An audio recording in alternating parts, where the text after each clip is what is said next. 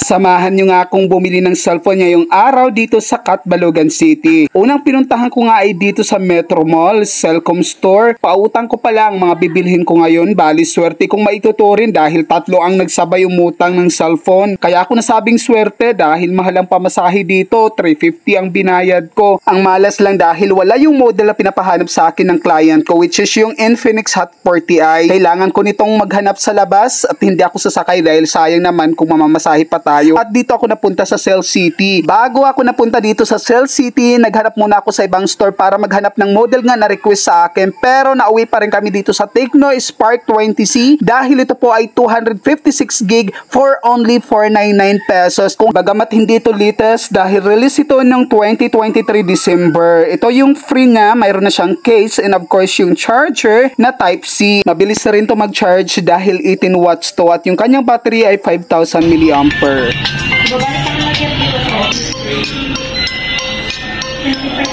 Dual speaker to kaya malakas yung sound, medyo maingay lang yung background, and din yung camera nito sa harap ay 8 megapixel and yung likod naman po ay 50 megapixel. Ang highlight features nito ay meron siyang flash sa harap at dito naman sa kanyang RAM ay kailangan nating i-upgrade dahil 4GB lang yung kanyang default, gawin natin siyang 8GB. Magre-restart lang yan and then pag on yan naka 8GB na. At dahil walang stock si Cell City ng Smart 9 na 128, dito tayo sa Cellcom. Bali card din ang ating binayad dito, isang gray at isang black yung binili natin sa kanila, 128GB at yung kanyang RAM is 4GB plus 4, total of 8GB dahil ay expand po yan. 120Hz yung kanyang pinaka-speed sa screen kaya hindi siya malag, and yung kanyang size naman po is 6.7, naka full screen na po. Mas maliit yung VCL o yung kanyang pinaka-frame. Ito naman yung black, dalawa sanang black ang bibilhin kaso isa na lang yung stocks nila, so gray na lang yung isa. And yung maganda naman dito sa kanya is naka-dual speaker. At ang maganda dito dahil dito sa Cellcom mayroon silang free na earphone. Dun sa Cell City kasi wala. So ang available nga lang pala na package is plastic case and yung charger na 10 watts. At yung camera naman nito is 8 megapixel yung front. Mayroon din tong flash sa harap ha. Yung likod is 13 megapixel. Mas mataas po yung Spark 20C kaya mas malinaw po yun. Pero para sa price na 4199 hindi ka nalugi sa 13 megapixel at 8 megapixel dahil malinaw na rin po. At kapag bibili tayo ng cellphone, sinasuggest ko na lang din sa mga client ko na magpalagay na lang ng tempered glass dahil kapag bumili ka ng unit, ang kasama lang yan is yung plastic screen protector. Ibig sabihin kapag nabagsak mo yan, basag yan, goodbye, 1,500 or 2,000 yung babayaran mo kapag nagpagawa ka dahil hindi po yan kasama sa warranty. Ngayon, itong tempered glass naman po, kapag kayo ang bibili, huwag kayong magpapauto dahil binibinta yan ng 150 or 200 minsan sa iba. Ang price lang niyan, yung dealer price lang niyan is 15 pesos. So dito sa binilhan kong store, mabait sila dahil kahit papano nagtatawad sila hanggang 120, which is okay na rin kumpara naman sa 150. Kung may cash kayong pambili para sa tempered, ipadala nyo na lang sa akin. Ngayon kung wala naman, sinasama ko na yan sa lista ng cellphone. Ako na nagbabayad ng cash. Please like and follow. Maraming salamat. Have a great day everyone.